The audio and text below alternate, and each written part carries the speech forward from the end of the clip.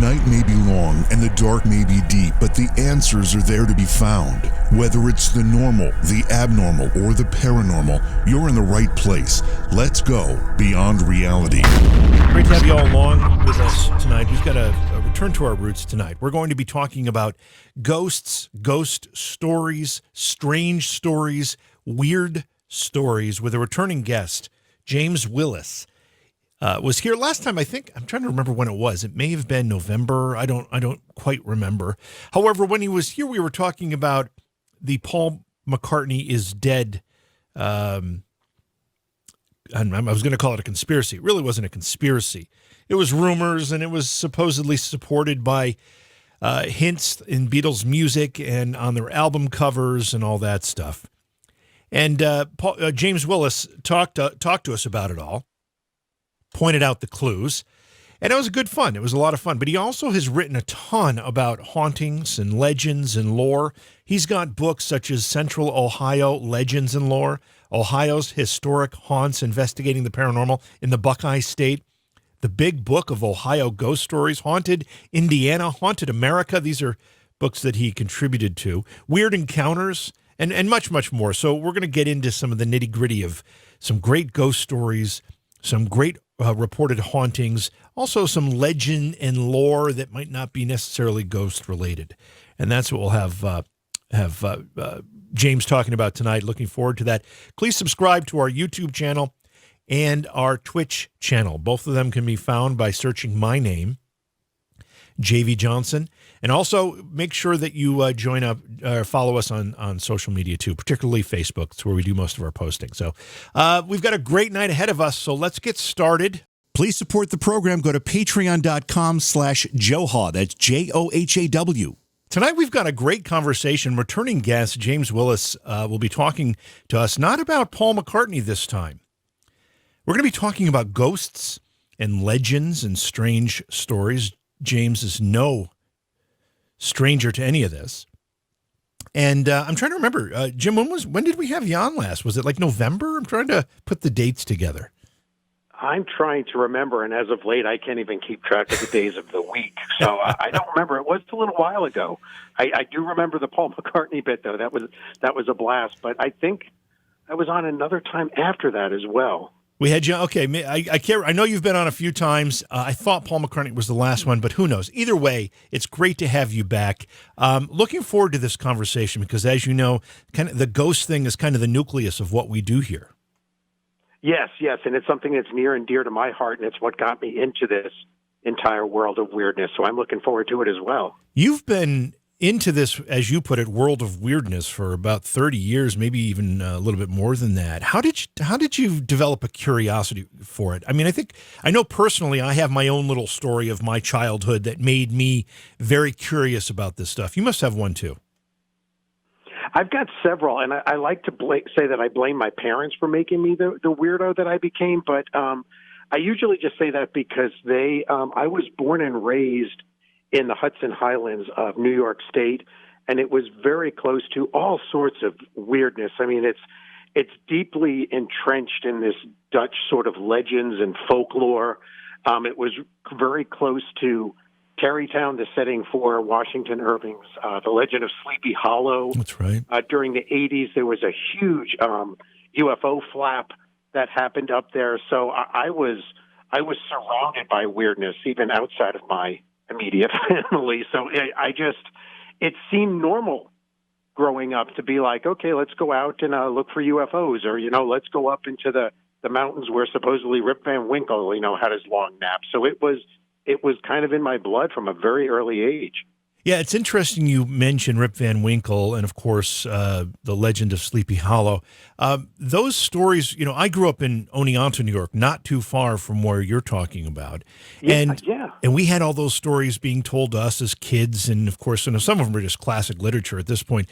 But it seems like that area, that Catskill Mountain up the Hudson River from New York City, as you get close to Albany, New York, is just rife with legend and mystery and folklore, and all that stuff seems to come together there.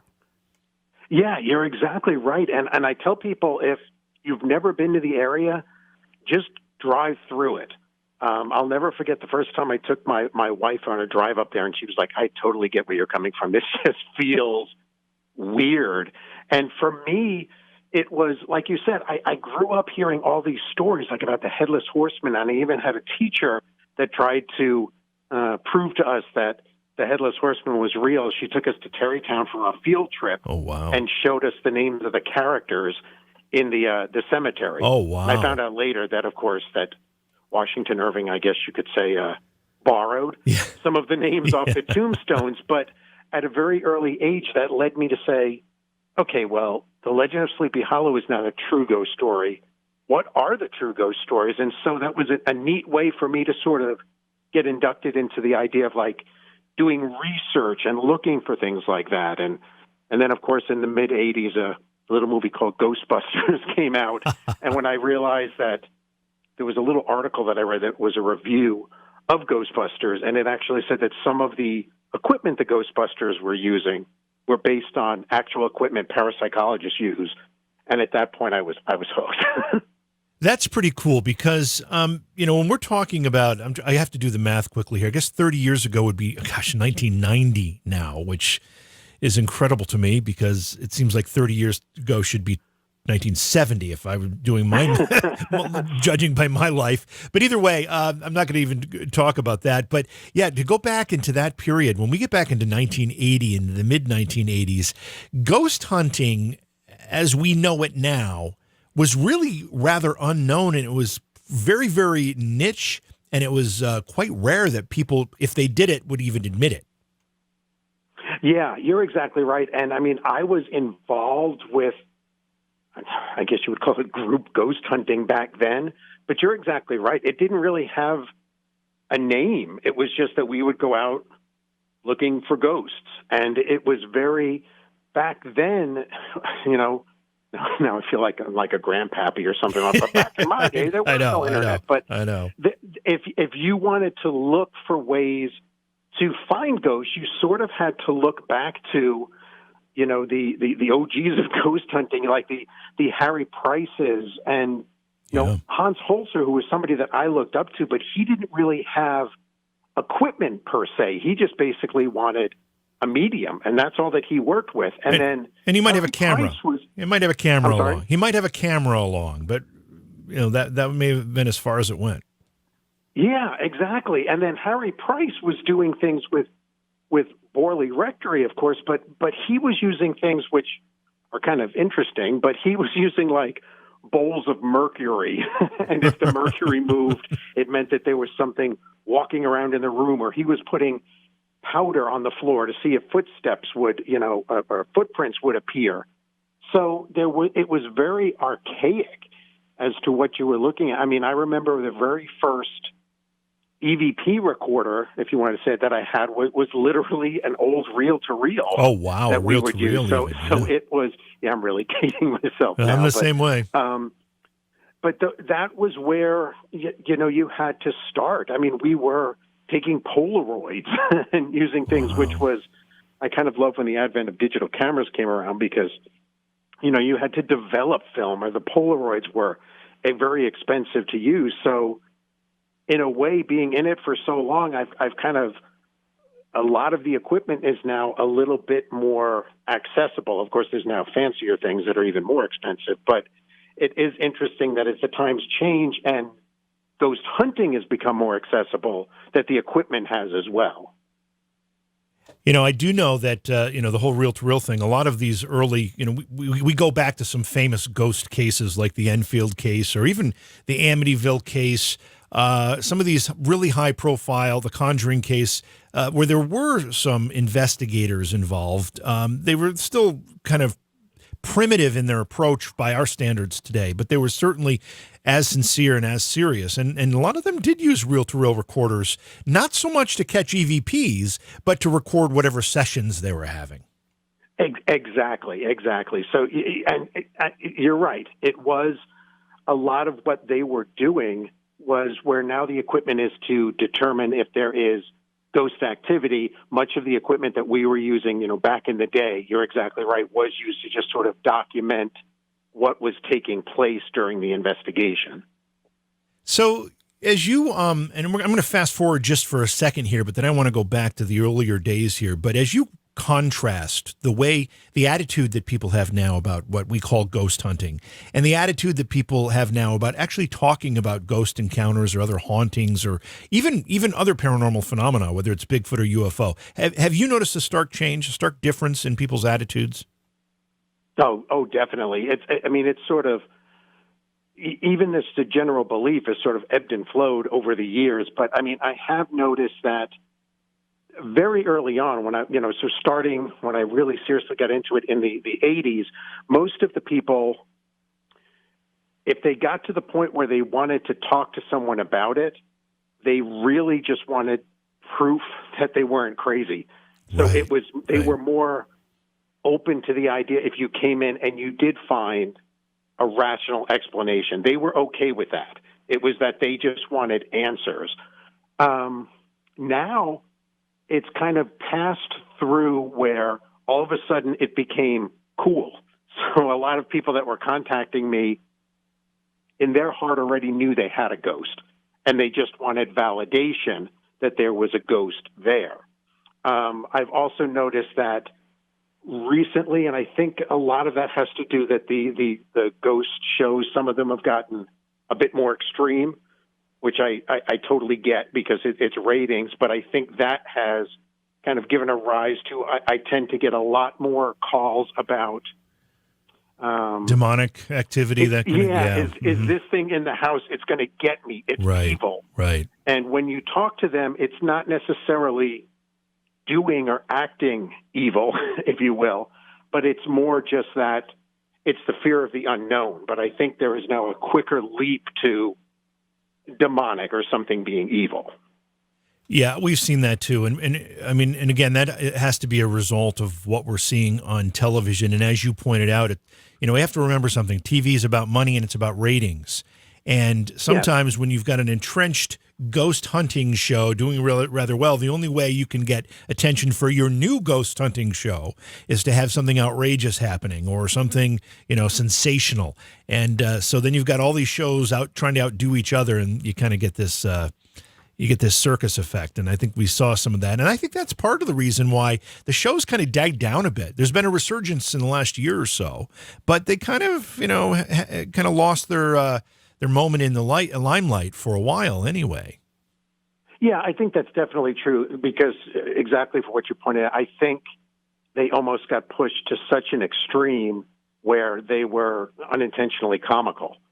And so I think it's sort of this kind of return to the grassroots sort of going in and looking for things as opposed to that. I think is one of the biggest things that's surprising to me is that I was never scared of ghosts in general. I've been in situations where I felt uneasy, but I never thought a ghost was going to get me in general.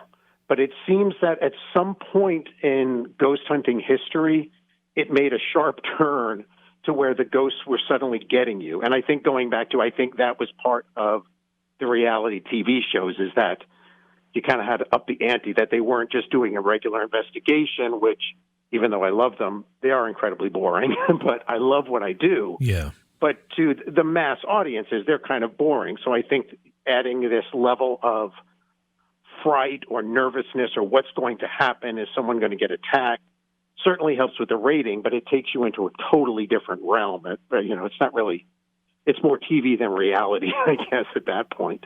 We've had people on the program that have talked about their personal experiences where they have legitimately felt attacked, possessed, harmed in some way, in some cases, some physical harm, so in many cases, emotional or spiritual or psychological harm. But I need to put that aside just for a second, because beyond their stories, you don't often, and I'm trying to think of the only time I've ever seen a newspaper headline that says, person harmed by ghost in, unless it's a tongue-in-cheek article. This isn't the kind of thing that happens all the time. Ghosts don't seem to be necessarily malicious. They may, we don't know what their intentions and their motivations are. Maybe there is an element of trying to get your attention or maybe even frighten you a little bit. I don't think so, but maybe. But certainly the harm thing, it's rare, if at all. Yeah, I would have to agree with that. And I like to subscribe to the theory that if you were not a very nice person when you were alive, your ghost is probably going to be a little bit surly as well. It doesn't necessarily mean that you're evil or demonic. You're just a surly ghost, shall we say. I mean, the example that I normally give is when my father passed away, my mom had passed away several years prior to that, and we were getting ready to fix up and sell their family home, which was the only house that my parents had ever known. They built it. It was the only house. And I thought to myself that, I hope that my dad's spirit is at rest and it's not haunting the house, because if he does haunt this house, heaven help the people who move in if they don't keep the remote control on the left-hand side of the recliner and keep it tuned to ESPN2 24 hours a day. Because if they don't, and my dad's ghost is here, the remote's going to fly across the room. The TV's going to switch channels, because that's the way my dad wanted it when he was alive. You could say he was a cranky guy, but it doesn't necessarily mean that what he's doing is demonic or evil. It's just kind of what you were saying. It's just he's trying to make contact. This is how it was, and this is the way I want it to continue. Yeah, if you have blood coming from the walls or green ooze dripping out of the wall, then maybe you've got an argument for some kind of demonic activity. But beyond that, it's probably just some activity that's being misunderstood. However, you must have seen, and maybe you've even experienced it yourself. What about people who get scratched? I mean, the hair tugging, the brushing of the face, that kind of stuff, I don't count as anything malicious. But what about people who get scratched? That happens a lot. Yeah, it does, and it's never happened to me personally. I have been around people that said that they were scratched, and the scratches did look real. They did look like they were real scratches. In one case, it did look like it was sort of getting ready to ooze a little bit of blood, but where that came from, I don't know. And the skeptical side of me says, well, if we're going to say that that's a ghost or an evil spirit or whatever it is, then the skeptic in me says, then that means it has to have enough force or mass or density or whatever you want to call it to be able to inflict that. How come none of the equipment around us even budged a little bit? So again, I'm willing to accept that we might not be using the right pieces of equipment to identify or detect that sort of change. But I'm always trying to kind of balance, I guess, reason and the pseudoscience with the incredible, because it's very easy for me to go, well, that's totally cool, but I don't ever want to go to, and that has to be a ghost, because for me personally, there's probably 150 different explanations I haven't hit on yet, rational ones, before I get to ghost. And before I ask my next question, I just want to kind of give an anecdote as it relates to this. I mean, how many times, and I know this happens to me all the time, I'll be working, in my studio or even around the house or whatever.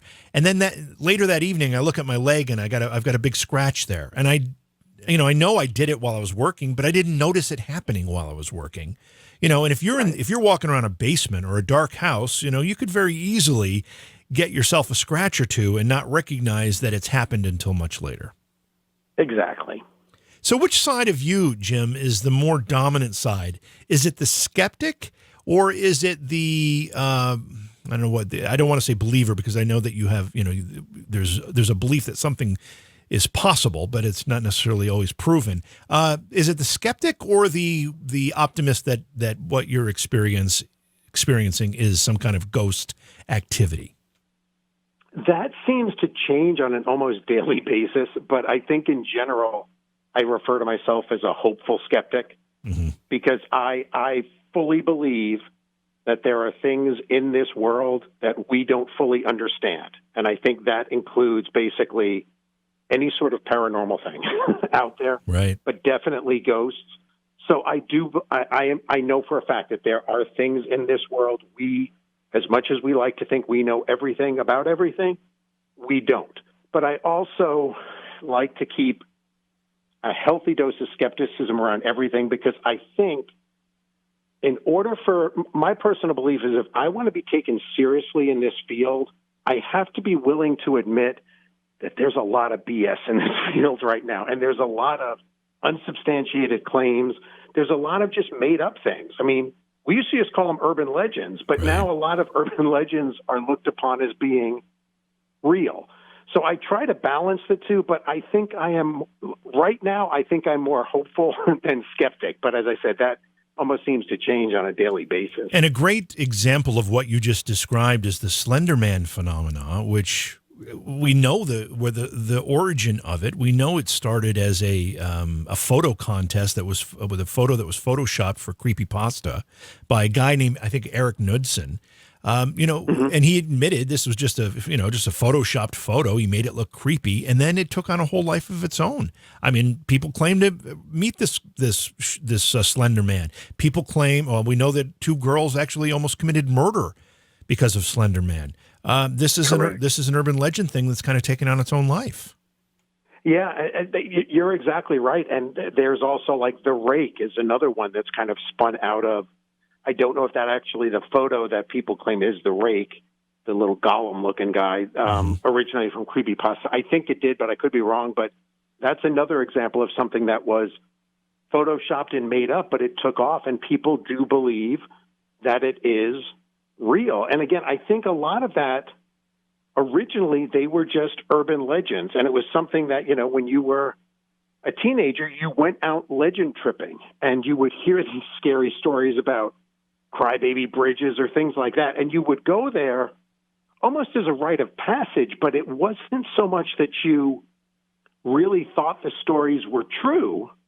It was just that you were going out there to scare each other, and you probably, something did happen that was scary, but you didn't necessarily then go to, so therefore this story is real. I mean, the Hook Man and all of those classic sort of urban legends have been around forever, but they've never crossed over really into reality, I guess you could say.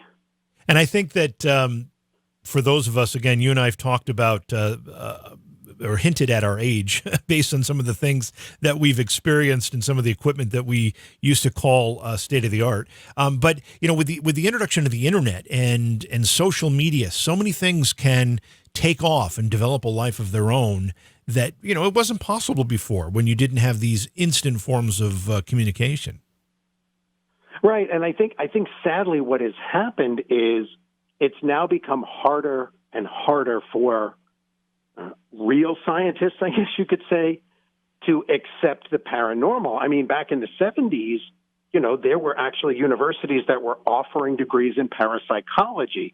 But I think what has happened is that scientists in general like facts, and they don't like playing around in a field where faking things is so rampant. I mean, there's apps where you can just insert a ghost into your own pictures. Right.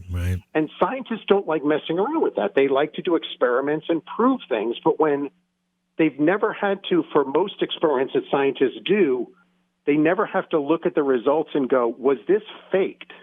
And that's where I think the paranormal field kind of needs to get their stuff together, shall we say. If we take the clock back again to your roots when it comes to paranormal investigation and research, you had some involvement, or one of your earlier involvements had something to do with satanic something. Tell me this story. Oh, the satanic panic. Yeah. That kind of fell out of the backward message sort of thing that I was doing for the whole Paul McCartney being dead. But there was, in the early 80s, there was this rumor that really started to catch on that groups were putting hidden satanic messages in their records. And if you played it backwards, they would have all of these messages. And supposedly they were going to, open the doorway to Satanism. It was subliminal, but all of a sudden you were going to become a Satanist and go out and, do bad things to the neighbor's animals and stuff like that. And that created what became known as the satanic panic. They were all, Geraldo Rivera was doing specials on it, and Oprah was. It was this idea that there was just this underground group of Satanists that were going across the United States, sort of corrupting the minds and the youths of America's teenagers. Yeah, and a lot of people got caught up in that. And I even remember some reports about people being concerned about kids that were playing games like Dungeons and Dragons, and and there was witchcraft and all this stuff, and people just really got a little nutsy about all of this. I don't really remember any, walking around the street in my town and seeing any beheaded animals or sacrificial altars or any of that, so I didn't see anything, but people were still talking about it. Yeah, and there was always, going back to that sort of urban legend, that friend of a friend, that somebody knew about something, and there was a group that was, dressing up in robes out in the cemetery, and most of it was kids. And I think the funniest thing was that they would, these shows would show, oh, and look at this satanic symbol they found like written on a wall, and it was, I'm going to really date myself, it was the logo for the band Blue Oyster Cult, which, or it was, it was a pentagram that was, or they wrote, Aussie rules or something. And that there was the connection between that. So it was interesting because throughout, I think since the dawn of time, teenagers have been doing things just to tick their parents off, and most of this, that's all it was. It's just for whatever reason, this whole idea that there was something out there, again, in the record albums that was slipping through the parents, getting past them, and directly into the, I guess you could say, the ear holes of their kids, just scared the hell, pun intended, out of America's parents at the time. And, we're also talking about a time that the Amityville horror film came out, in 1978? So it had a little bit of time to be digested into pop culture at that point. And then, we had a whole slew of horror films, slashers that were really coming into their own in the early 80s. So, pop culture was also fueling this fire a bit. Yeah. Oh, you're exactly right. I mean, in general, if you look at it, we've kind of come full circle because pop culture, the ghost reality shows are actually influencing ghost hunting now. But back in the day, you're exactly right. It was popular music, it was heavy metal, and it was also like the movies. I mean, you could go all the way back to things like, like The Exorcist. I mean, all of a sudden after that movie came out, the Roman Catholic Church was besieged with, calls about people who thought their family members or relatives and neighbors and stuff were possessed. And the same thing with the Amityville Horror, because after that came out, all of a sudden people were like, I think there's something in my house, but it's not a ghost, it's an evil spirit.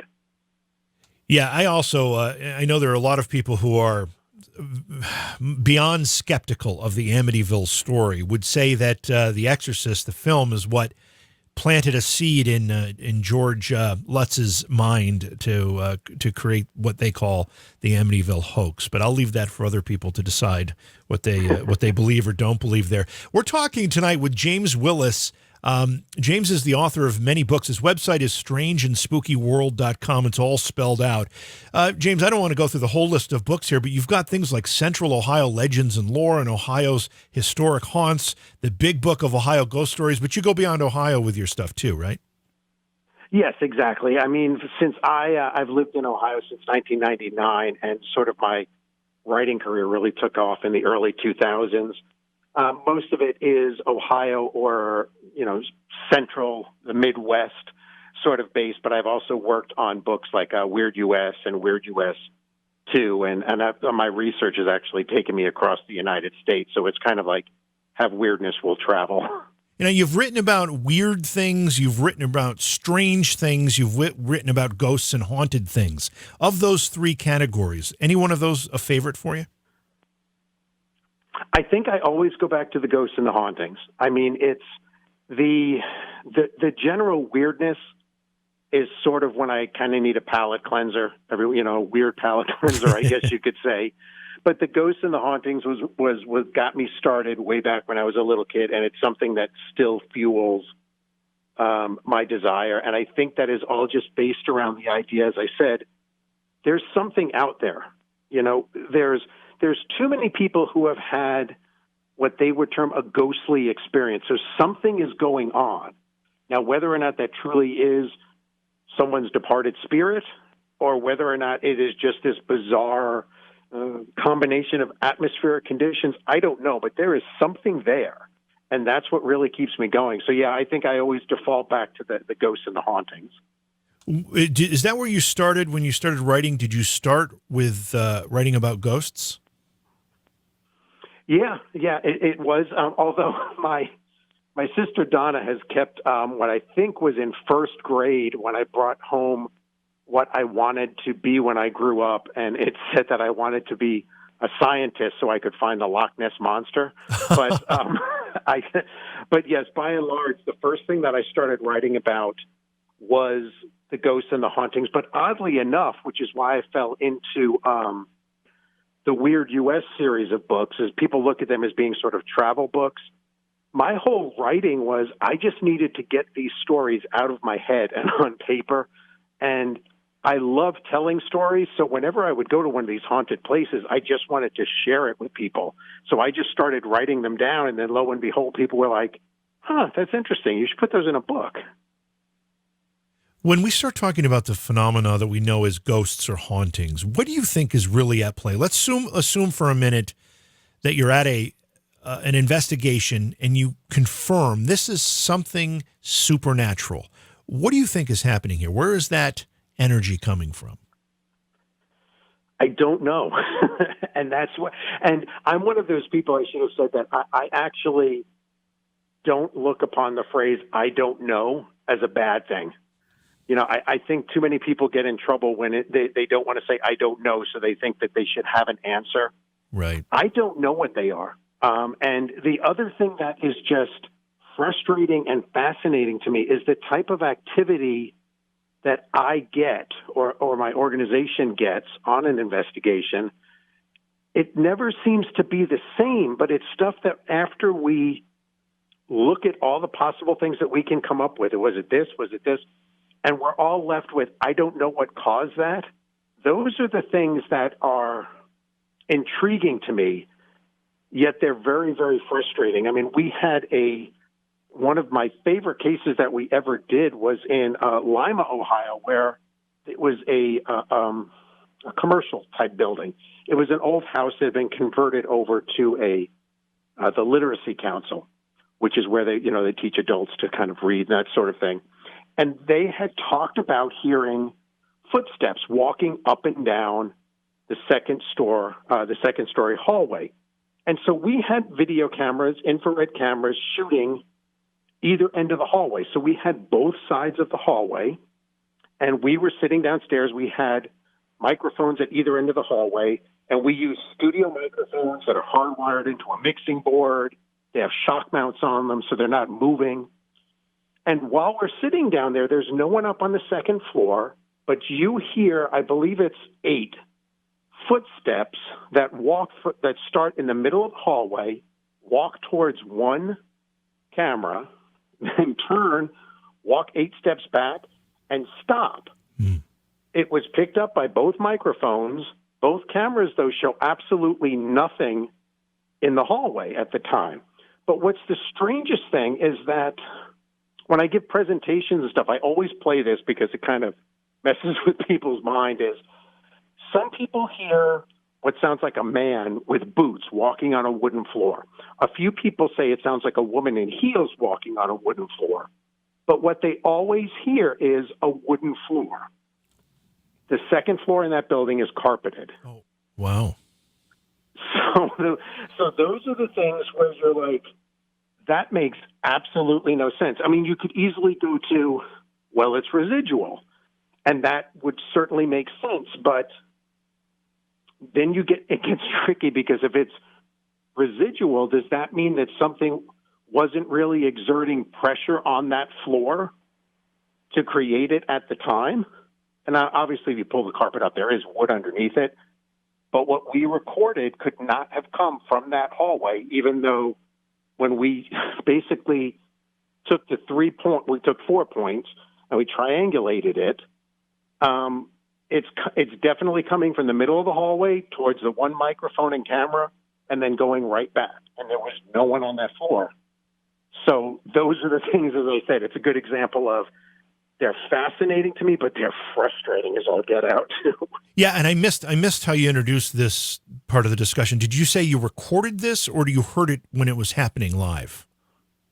We were downstairs watching the cameras. We were actually taking a break, so we did record it. It was recorded on both microphones, one at either end of the hallway, and technically it was recorded on both video cameras on either end of the hallway, though you don't see anything. The hallway's empty. So it's kind of an interesting thing is that in the presentations I give, I will play the audio while I'm showing the video of the hallway, just because the studio mics picked it up a lot clearer. So we did capture it both on audio and video. So you can definitely see there's no one there. Does that stuff give you a shiver up or down your spine?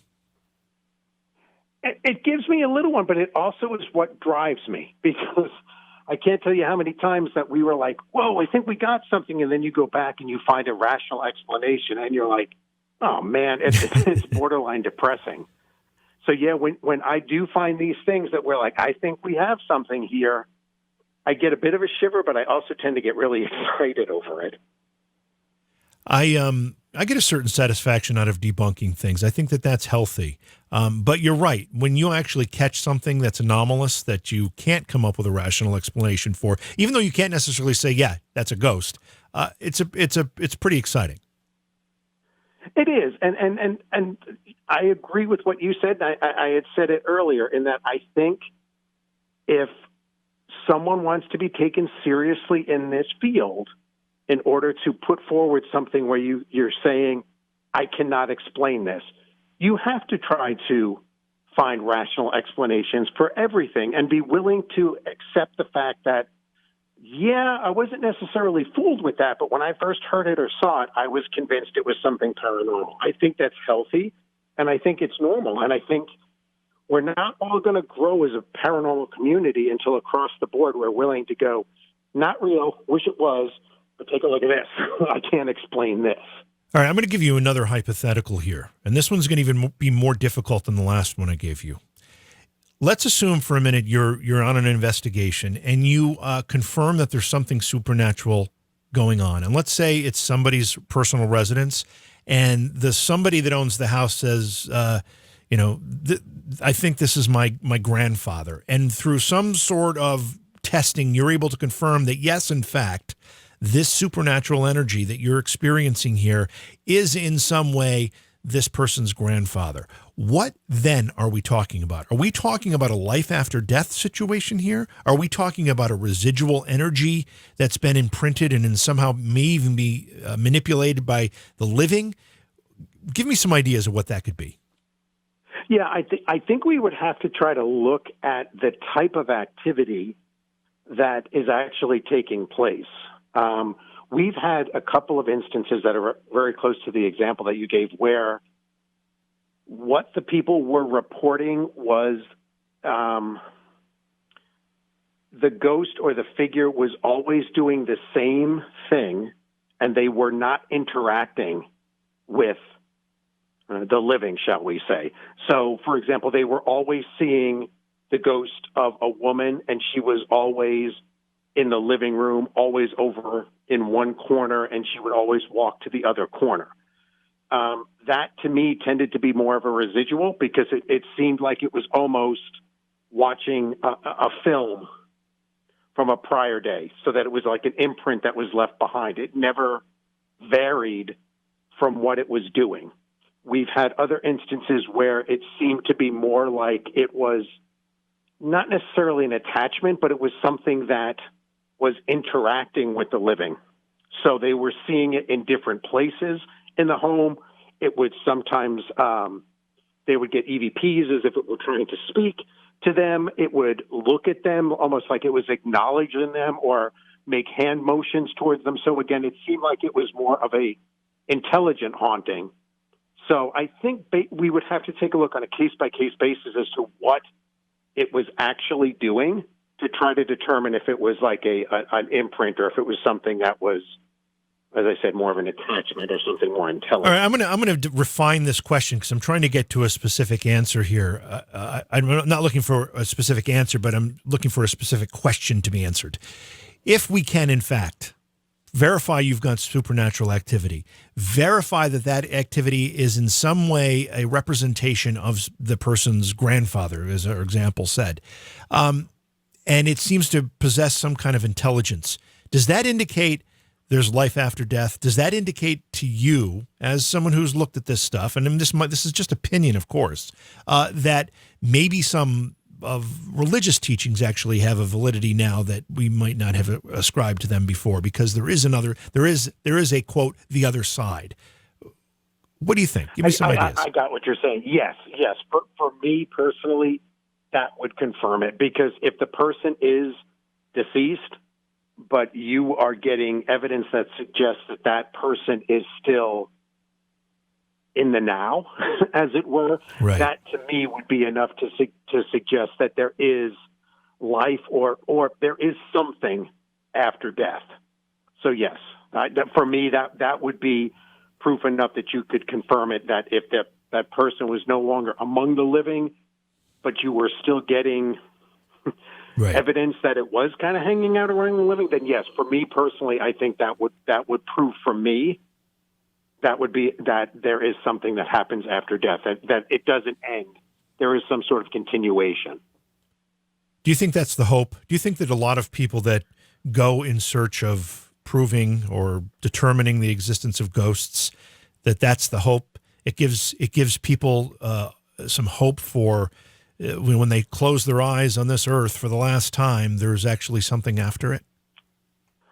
Most definitely. And I think you could even look back throughout history, and you will find that the sort of belief in ghosts or even spiritualism, if you look throughout history, when there is sort of a resurgence of that, there's usually somewhere around there something bad, some sort of catastrophe that happened. I mean, the Civil War was a huge tipping point, because people were sort of looking at it as like, what has happened here? What have we become? This can't be it. And so, yeah, I think people are almost looking at, in much the same way I think that they do with organized religion, is that there is something after this. This is not all there is.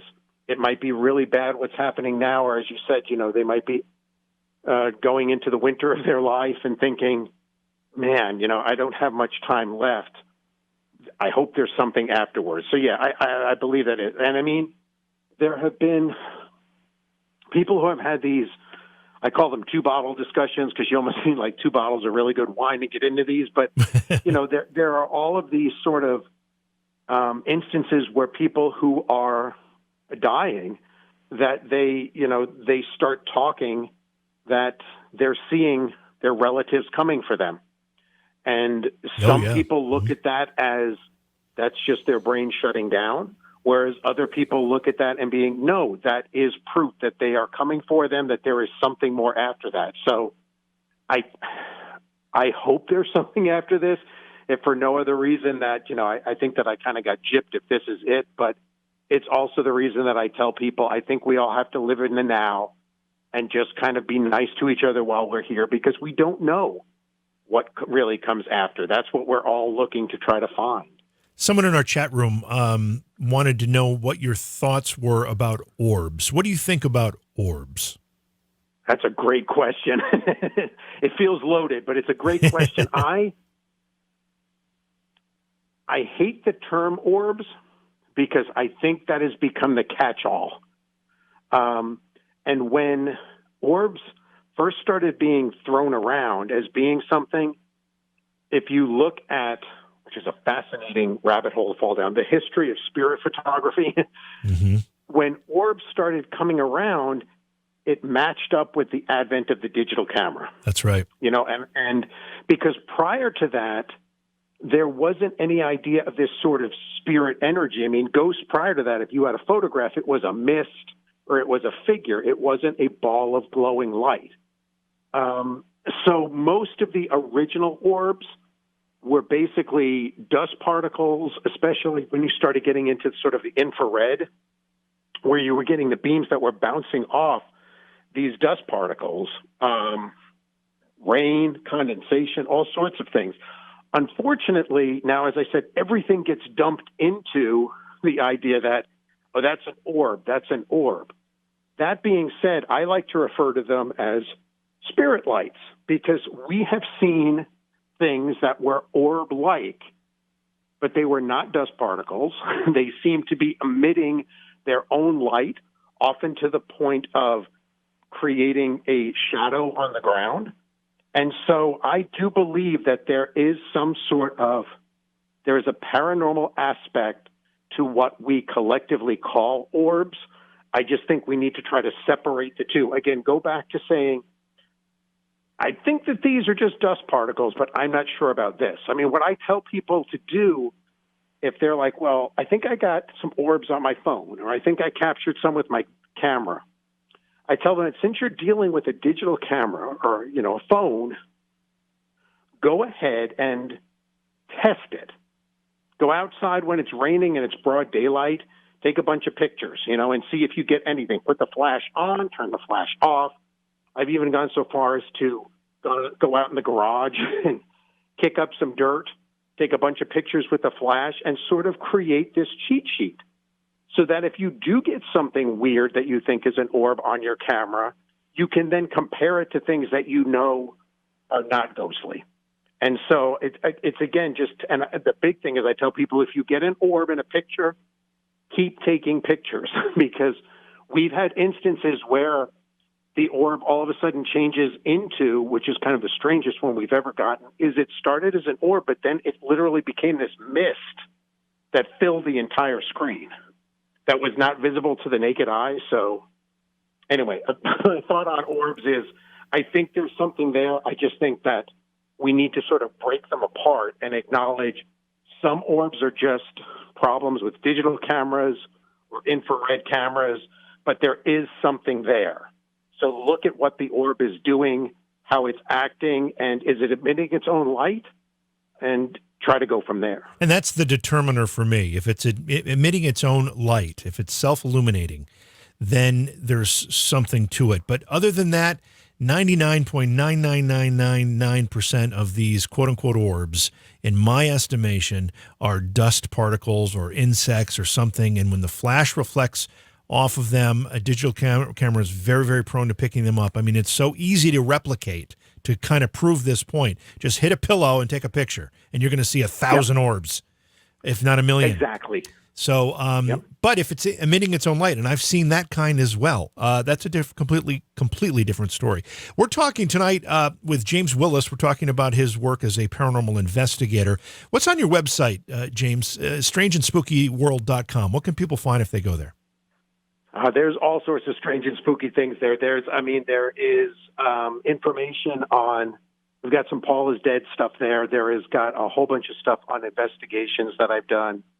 You can find out more about me, where I'm going to be giving appearances in the fall, hopefully. A whole bunch of stuff. And probably the most interesting parts of the website is that I have a section that's called the Strange and Spooky Museum, which is just a whole collection of these somewhat random haunted items that people have given me over the years that I just take pictures of. And I've done experiments with them. I have absolutely nothing to report on them to see if, the haunted dolls move or anything like that. But there's information on that. And then probably something that I'm most proud of is that I guess about 3 years ago, I got on a kick because growing up in New York, there was a Crybaby Bridge. And when I moved to go to college in Georgia, I met somebody and they said, well, I'm going to take you out to the Crybaby Bridge. And I was like, that's in New York. And they were like, no, I'm going to take you to the real one. So he took me out there. And then when I moved to Ohio, when I was working on the book Weird Ohio, I found there were 13, oddly enough, Crybaby Bridges. And so I started about 3 years ago the Ohio Crybaby Bridge Project, where I'm up to 38 bridges that are in Ohio that all claim to be the Crybaby Bridge. And so I've got pictures of all of them as I'm putting them up there. I tell the story behind it, the alleged ritual, what I call it, that you're supposed to do to make the baby cry, and, just a lot of history about the bridges. I'm trying to, spoiler alert, and haven't found the Crybaby Bridge that actually has some historical documentation about a baby dying on or near the bridge in question. I have found ones where people have been murdered. They're adults. but I have not found the Crybaby Bridge. So yeah, there's a whole bunch of stuff on there. It's a fun little rabbit hole to follow. Yeah, I mean, you kind of explained it in your discussion there, but for people who don't know what a Crybaby Bridge is, explain that concept. Yeah, it's basically it's an urban legend, and it's a fun little story to tell. It involves a bridge, or if you don't have a bridge, get a train trestle, an overpass, just get something high off the ground, and put a baby and the mother up on the bridge. And if you're not feeling creative, just say, Mom and the baby were up on the bridge, and then have something happen that causes the baby, sometimes the mother and the baby, to fall off the bridge. And then you create this ritual, which is, and if you go there at a certain time, usually it's midnight on Halloween, and you do something, you honk your horn 3 times or flash your lights 3 times, that you will hear a baby cry. Those stories, I've traced them over, I think I'm up to like 42 of the 50 states have at least one Crybaby Bridge story.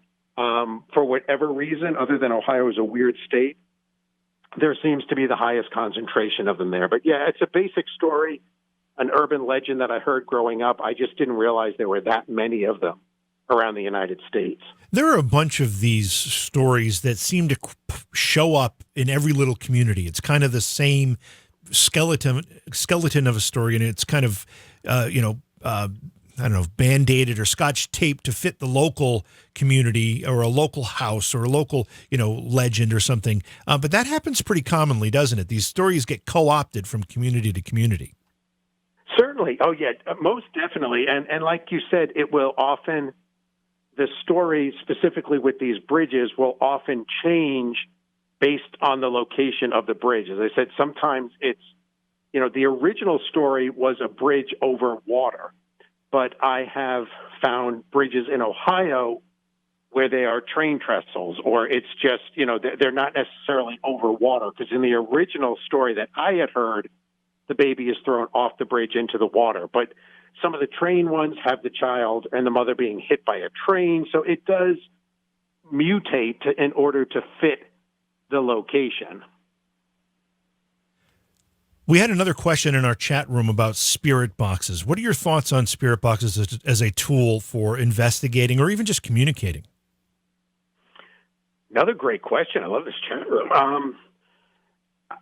I'm on the fence with those because I think we have had a few interesting responses from the spirit box. But in general, you have to look at what a spirit box is. It's an AM/FM receiver. So it is designed to pick up radio signals, actual radio signals. And so in order to be able to, some people will say that, okay, well, if you've got it actually cycling through so quick, it's not going to be able to pick up, say, the disc jockey talking or something like that, which is true. But unfortunately, you're going to get bits of gibberish that your brain, because we don't like things that don't make sense, is going to fill in the gaps. So, I'm always looking for, if, even without a spirit box, if you ask a question and you say, is there anyone here? I'm looking for a response that says, yes, I am here, and this is my name. Right. That never happens. But I'm looking for something that is, no question, it's a direct response, and it's contextual. The joke I always give is that you run a spirit box, and you're like, is there anyone here? And you hear butter. And you're like, oh, that said butter. My Uncle Steve liked to eat butter, so that's Uncle Steve. And you have to be careful with the idea of using a spirit box, because the idea behind that is it is designed to pick up all sorts of stray signals that are out there and bring them through. So, as I said, we do use them from time to time. But what we are looking for is we will let that cycle through about 10 or 12 times so that we can get used to, okay, you know what, when it hits, making this up, between 850 and 890 on the AM, when it's scanning through there, it's picking up a male voice. And we try to get ourselves used to what's actually coming through so that when we do hear something, we can be like, wait, that was something totally different, and it's in a totally different range. So they're a good tool to use, but I think you just have to be cautious as to what they are capable of doing and what they're designed to do. Because my pushback with a lot of this equipment is when someone says, it allows a ghost to do this, I always say, well, how do you know that? Because we haven't really determined what a ghost is, let alone if it exists. So how do you have a piece of equipment that reacts to what a ghost is? So I think a spirit box would fall into that. And it tends to fall into that category of the instant response, because we as a society, we want instantaneous answers. And so we go into it, and a lot of times with, say, a spirit box or even an obelisk, we're looking for something that is going to give us an instantaneous response, almost on cue. And I wish ghosts really did operate on cue, but at least for me, they never do. Yeah, there's a little bit stubborn when it comes to that.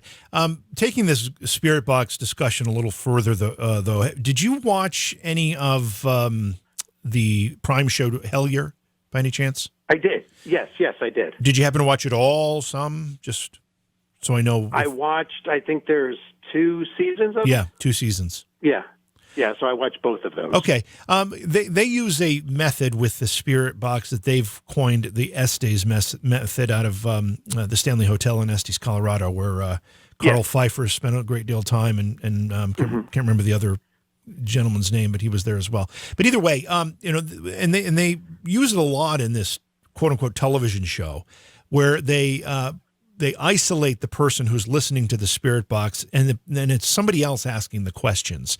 And theoretically, the person listening to the spirit box cannot hear the questions being asked, so therefore they're less likely to come up with responses directly to those questions because they don't know what the questions are. What were your thoughts of watching that? Do you think that was a legitimate way to improve what the results might be from a spirit box? In general, we have actually done that same type of experiment or procedure before. We didn't. Sarah, one of our Ghost of Ohio members, actually joked that we didn't know it was called anything. It was kind of like the blindfold thing, where you're taking these sort of noise canceling headphones and you're putting the spirit box directly into that, so that's all that they are hearing. And as you said, they're not hearing the outside, and then you are you're wearing a blindfold to take away sight. I mean, what intrigued me about that the first time that I had heard about it was a few years ago, prior to Hellier coming out, was the idea that some people believe that if you take away one of your 5 senses, that the other 4 are heightened. Right. And so I thought that there was something interesting that if you're taking away your sight, are you able to pick up or hear more than you normally would? So that was what was intriguing to me. Specifically to the Hellier thing, again, going back to it was a sort of reality TV sort of thing, so there's no way of telling whether or not they were hearing the questions. So, I'm always skeptical about things like that. But I will say that one of the more recent times that we used it was at let me see how I can make this a short sort of story. We were at a library in Ohio where we had found that the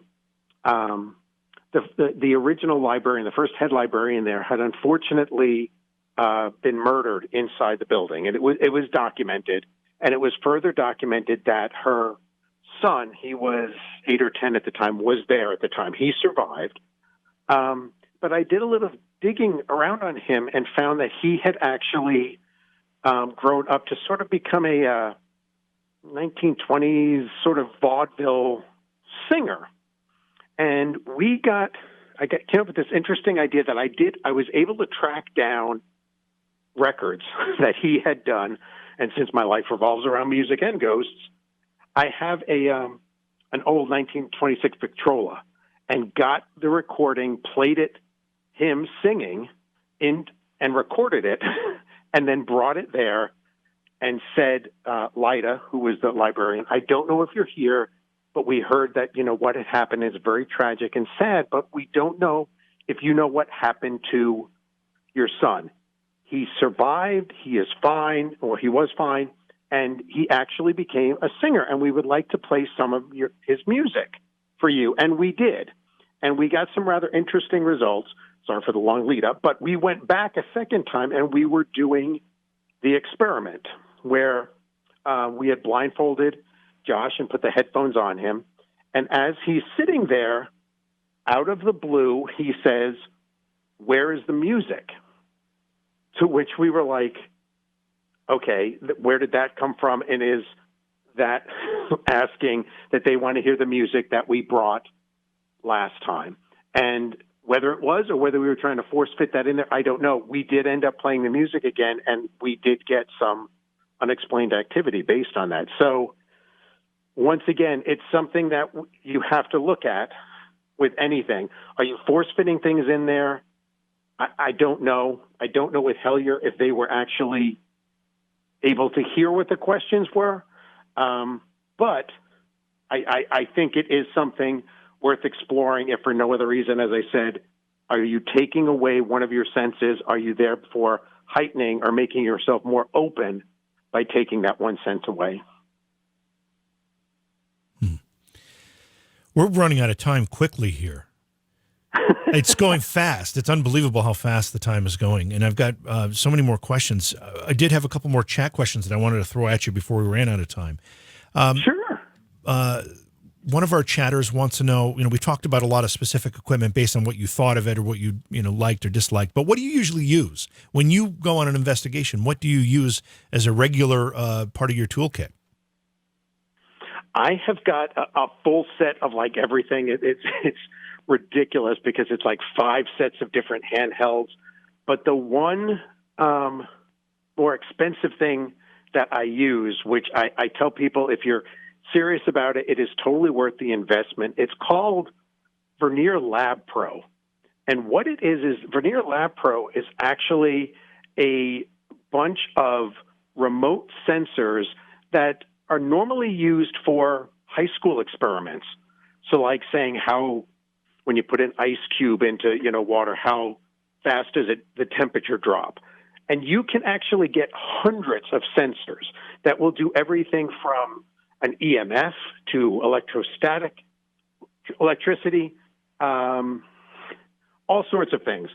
You can get ambient temperature. So basically what you do is you hook all these sensors up based on what the activity is, and you let them roll. They go right into a data logger. You can look at it on your laptop if you wanted to, but it will take readings every half a second. So you can literally track, and we've put multiple, say, ambient temperature devices down a hallway where people say that they report, a ghost walking by, and we have seen those trigger one right after the other. So it allows you to not walk around like, I think I try to tell people I look cool, but I know I look foolish with the giant, photographer's vest that's bulging with the 30 pieces of equipment or the big rig with the video camera on it. I kind of like to just set up a couple of video cameras, and then sit on camera in front of the microphones and just use my own body. How do I feel about things going on? And then I'll sometimes use a digital voice recorder, sometimes a couple, but I'll just set it down and just talk. And I will talk to the ghost as if it were a friend, because I realize that I'm a visitor there. So I don't command that it does something. I just introduce myself. And then what I normally say is, I'm really into history, and I want to know the history of the building. And if you are here, you're part of that history, and I would love to hear your story if you'd like to tell me. It's that historical approach that I think some investigators overlook, and I think it's such an important part of what we're talking about.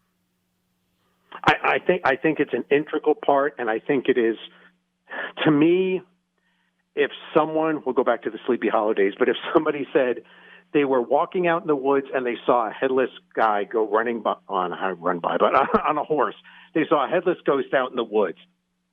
That's creepy. But if you can go back and then find historical documentation that says, yeah, a guy on a horse actually had his head shot off by a cannonball back there, that to me not only makes your story more credible, but it validates what we were talking about earlier, that could mean that there's life after death. So I think when people say they're ghost hunting, I think by and large you're just going out to have a chill, just scare each other, do something, which is totally fine. But to me, I want answers. I want documentation. I don't want to just say, I heard a scary noise. I wonder what it was. I want to rip apart that noise and listen to it 3,000 times and then find out whether or not something had actually happened there based on historical documentation that could make it more credible and point towards the fact that it's paranormal. We, in the few minutes we've got left, Jim, I want to talk a little bit about some of the stories that you've included in some of your books or the books you've contributed to. Give me one or two of what you consider to be the more interesting cases that you either investigated yourself or did some research on and reported on and wrote about it in one of your books. Yeah, I mean, the vast majority of stories that are in any of my books, I've actually visited the location because I think that's an integral part of being able to tell the story. And that's what a lot of my readers say they like, is that I describe not only the look, but the smell and, just what it's like to be standing there. Some of my favorites that just sort of jump out at me is in McConnellsville, Ohio, there's a place, the Twin City Opera House, which we had been to several times, and it's just recently started to pop up on the ghost shows. But probably the strangest thing that we got is in the middle of the night, well, by that I mean like 2:30, 3 o'clock in the morning, while there were only three of us in the building and we were all up sitting on the top of the catwalk. We did not hear it at the time, but there is clearly what was recorded on the microphone and the camera that were on the stage, a man singing. And he's singing 10 or 12 notes. It is clearly a man, and there was nobody else in the building at the time. The Oliver House, which is in Toledo, Ohio, was fascinating to me because at one point, again, going along the idea with music, we picked up somebody whistling a tune that goes on for roughly 30 seconds. Oh, wow. And there is nobody in the area. But I think my all-time favorite still has got to be the Thurber House in Columbus, Ohio. And that's just because to kind of tie together again that sort of idea of history and ghosts. James Thurber was a famous author from Ohio, and he lived in Columbus, and he wrote the story The Night the Ghost Got In. And it was based on the house he was living in at the time, which is the Thurber House today. You can still go and take tours there. And it talks about him encountering a ghost that ran around the table downstairs and then ran up the stairs at him. And for my book, Central Ohio Legends and Lore, I went to the Thurber House and said, I remember reading this story as a kid. Did that really happen? And they showed me documentation that, Thurber really did have that ghost experience. And I went back, and for the book, for the short story, The Night the Ghost Got In, the very first line is, the ghost that got into our house on the night of November 17th. And so I went back looking in the historical documentation thinking, I'm going to find the connection. And absolutely nothing happened on November 17th. But the second paragraph of The Night the Ghost Got In begins, they, meaning the footsteps, began about 1:15 o'clock in the morning, at which point I thought, okay, maybe that's not the 17th, it's the 18th. Right. Went back and looked in the historical records and found that in the early morning hours of November 18th, prior to the Thurber House standing there, a Columbus mental facility stood there, and in the early morning hours of November 18th, it burnt to the ground and people died. So that's become the thing that, okay, is that what he heard? Because there are sadly reports of patients on fire, unfortunately, running around. Oh, geez. And so it's like, was that what he heard? So, those are just some of the ones that I've covered over the years that I'm like, wow, I really think there's something going on there.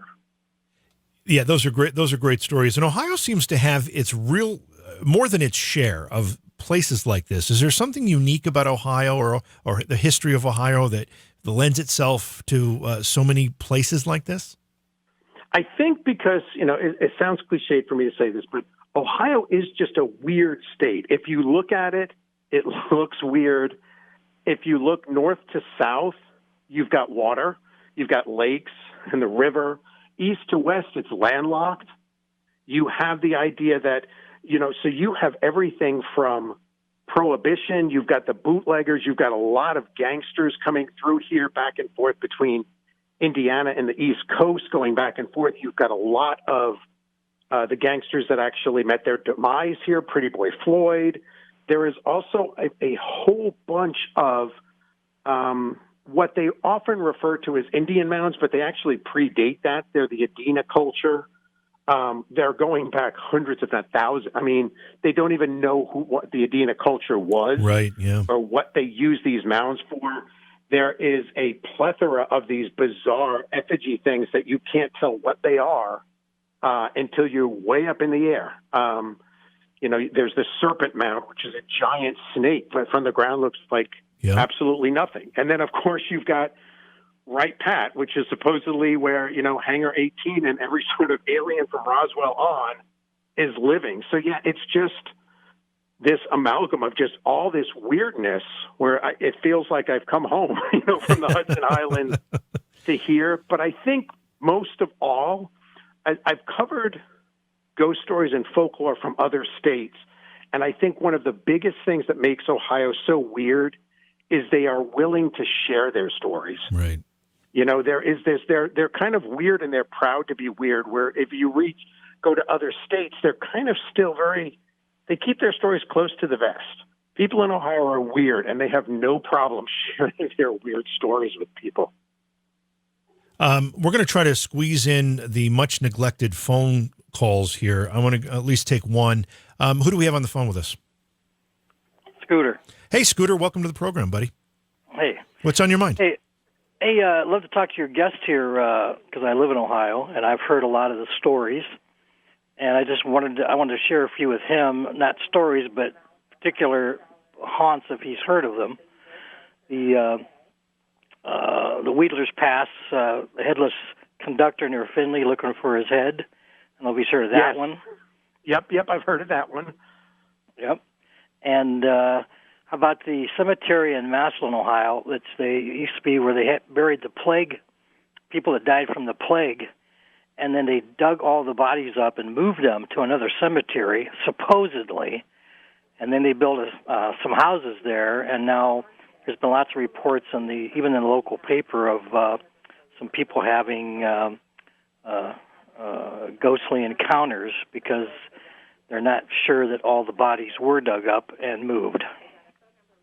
It's called Union Cemetery. I've not heard of that one, but that one actually sounds very familiar to, I don't remember the actual case, but it was the basis for the movie Poltergeist, the idea of moving the headstones and not moving the bodies, but I wasn't aware of one in Massillon.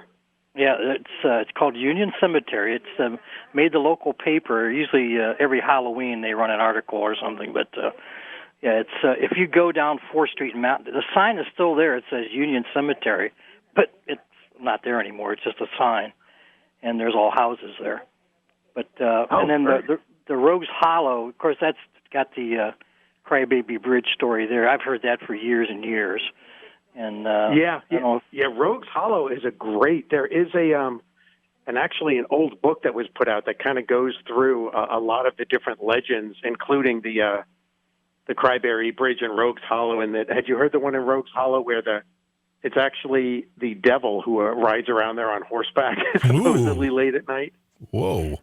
When I was in high school, there was supposedly the one where if you parked your car in a certain spot, then this shadow figure came towards your vehicle, and if you didn't start your car quick enough, he'd get you. Yeah, it's called the parking lot attendant. He's there to collect $10.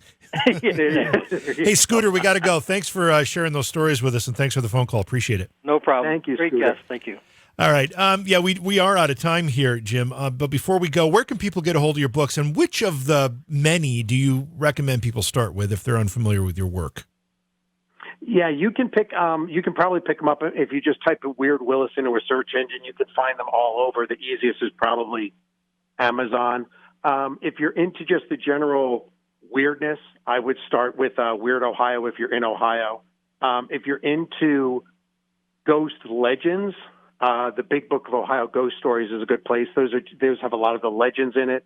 But if you're into the ghost hunting aspect of it as well as the history, sort of my what people refer to as my Sergeant Pepper, see what I did there, is Ohio's Historic Haunts, because that has me digging into the history of 21 historic buildings in Ohio that are said to be haunted, and then I get locked in the building overnight to see if I encounter anything. Cool.